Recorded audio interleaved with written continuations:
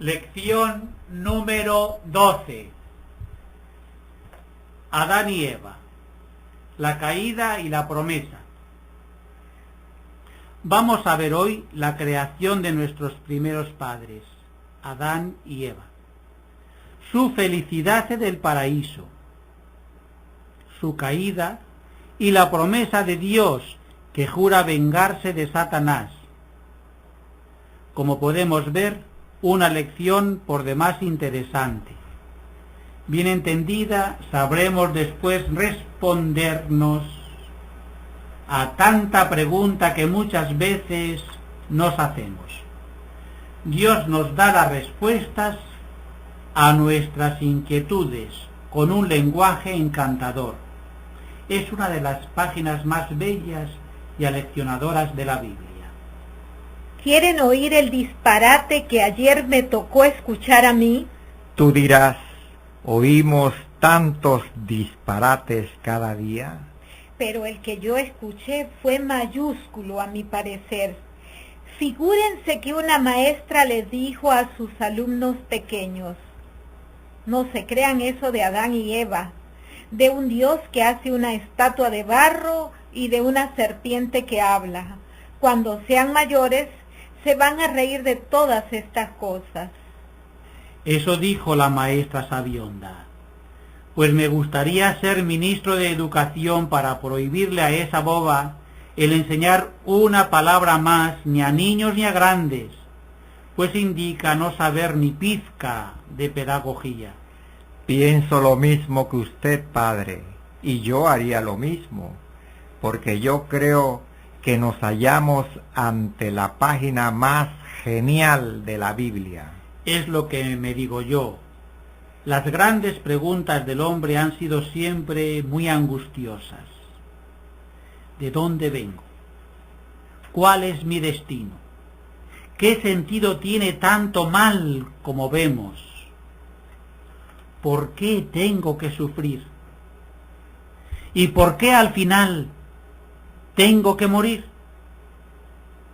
¿No habrá remedio para tanta desgracia? ¿Por qué no soy feliz si la felicidad es lo único que yo quiero?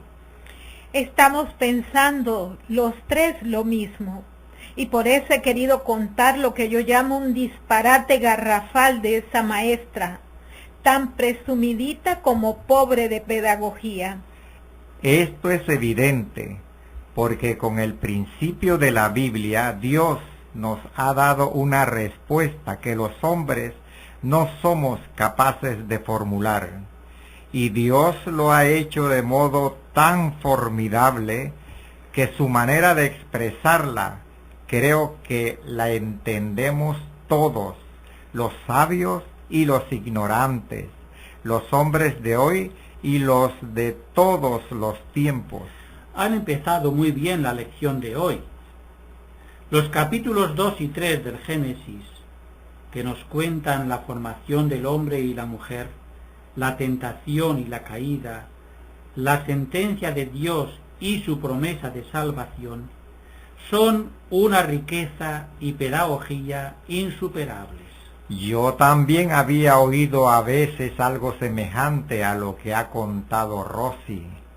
Modernamente se han levantado voces imprudentes diciendo que no se deben contar así los hechos primeros, especialmente a los niños, porque después, cuando descubran por los estudios que las cosas no fueron de ese modo, vendrán sus dudas, sus sonrisas maliciosas y hasta la negación de los mismos hechos. Sí, eso dicen algunos, pero están muy equivocados los que así piensan. La pedagogía de Dios en estos capítulos ha sido genial e insuperable, por no decir divina. ¿Me permiten tomar la palabra, alargándome un poquito? Por mi parte tienes todo el permiso. Sí, lo hago muy expresamente, para confirmar lo que estamos diciendo los tres. ¿Saben lo primero que yo pensé al escuchar lo de aquella maestra?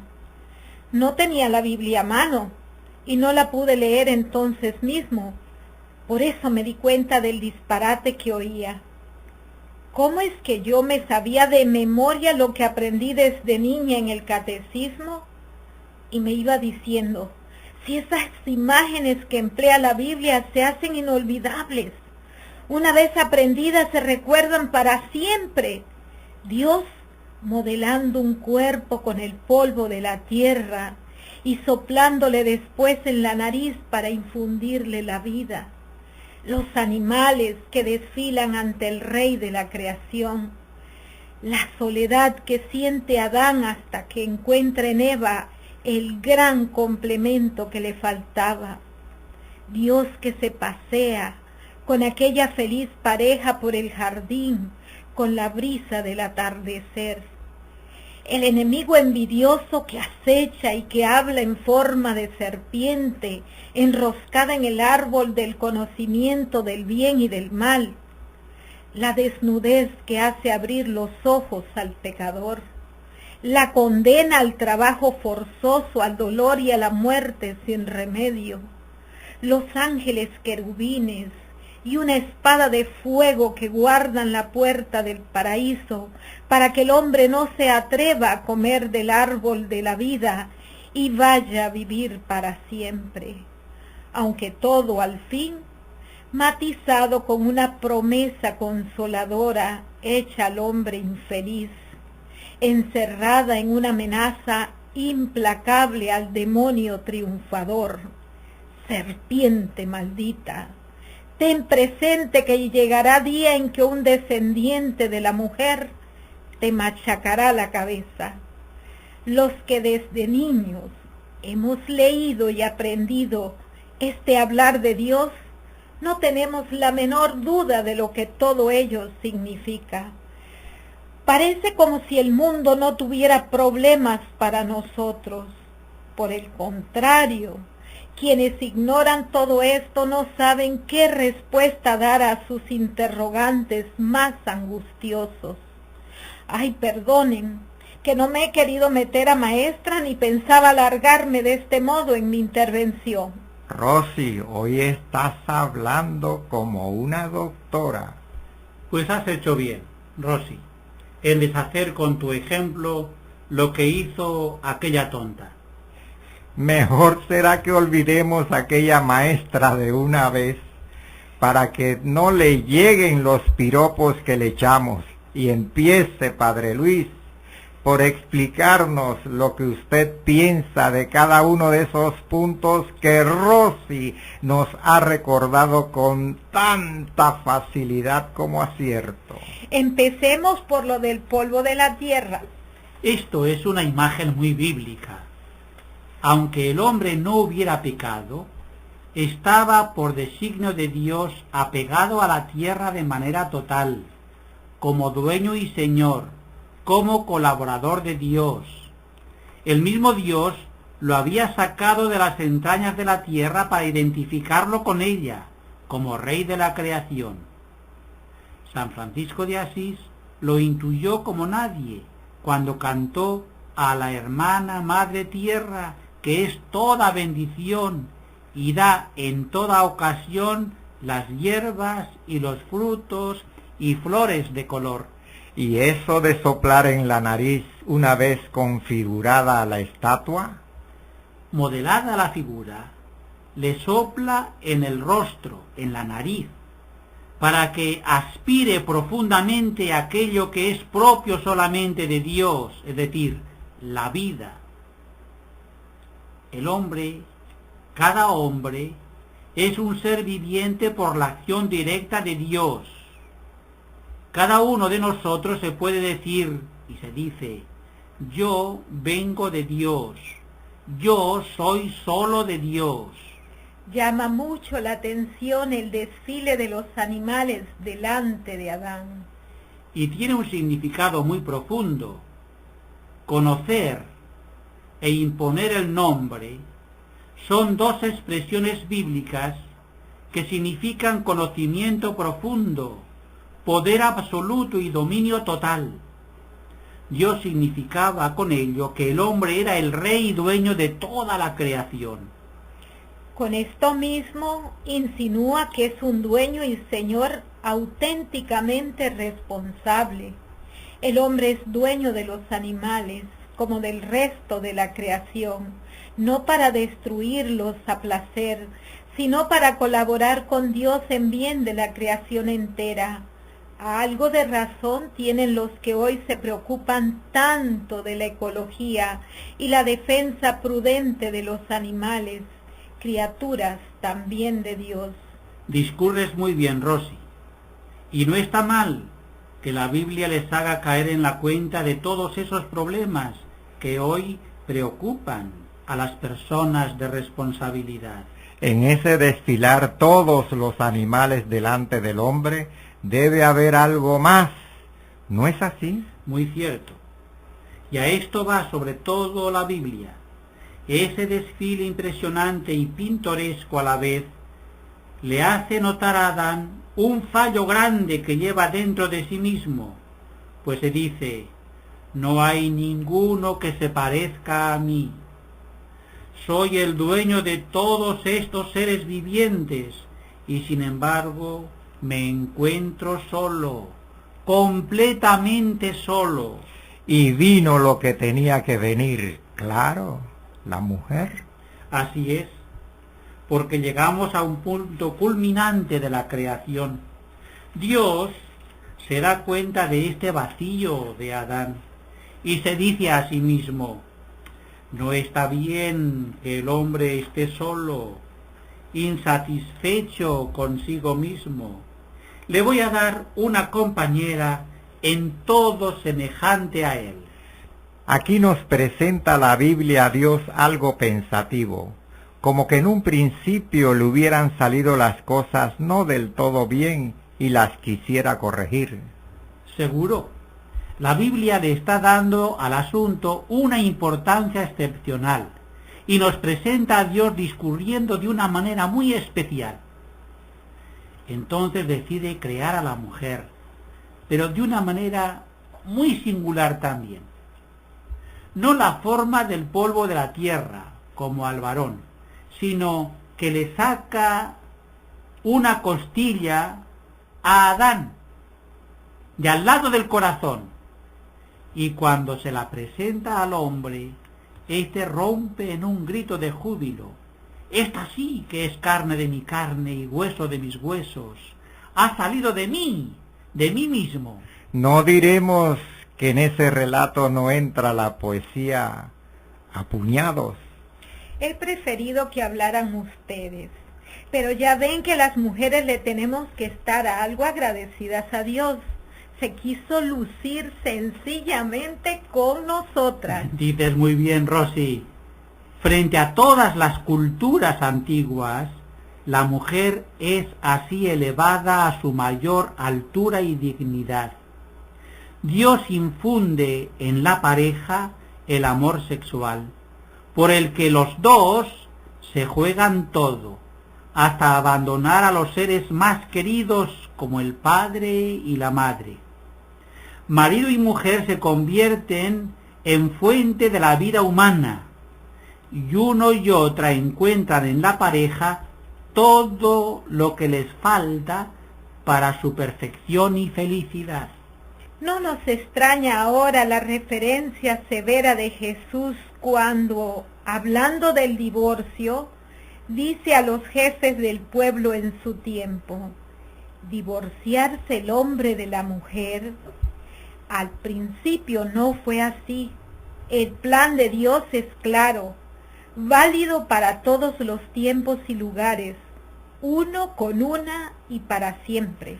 No está mal que hablemos con detalle del matrimonio, hechura exquisita de Dios, pero pasemos a lo más misterioso de la narración.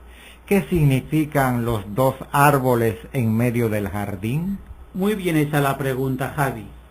Muchos piensan que fueron una trampa que puso Dios, cuando es todo lo contrario.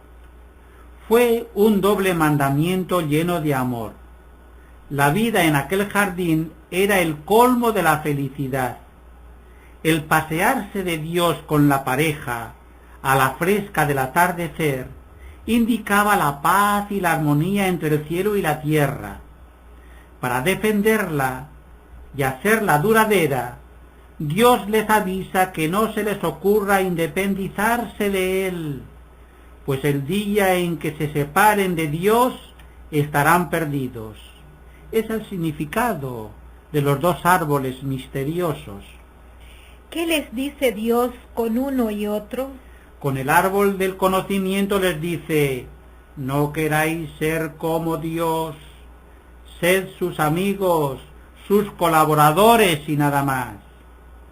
Y con el árbol de la vida les admonesta: vuestra vida es de Dios, sin Dios moriréis irremisiblemente. Entonces, como Dios quería que el hombre no muriese, le concedió ampliamente comer del árbol de la vida.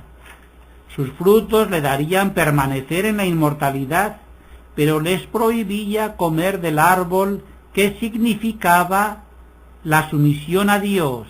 ya se ve, el demonio pretendía la rebeldía contra Dios. Era lo único que le interesaba al maldito. Claro, si comían del árbol prohibido, independizándose de Dios, renegando de su obediencia, queriéndose igualar con Dios, siendo dioses de sí mismos, sin sujetarse a Dios en nada, estaban perdidos. Se ve entonces bien clara la intención de la maldita serpiente, el demonio tentador. Comed, independizaos de Dios, sed dioses de vosotros mismos, no hagáis caso de ninguna ley suya. Entendido todo. Ahora sí.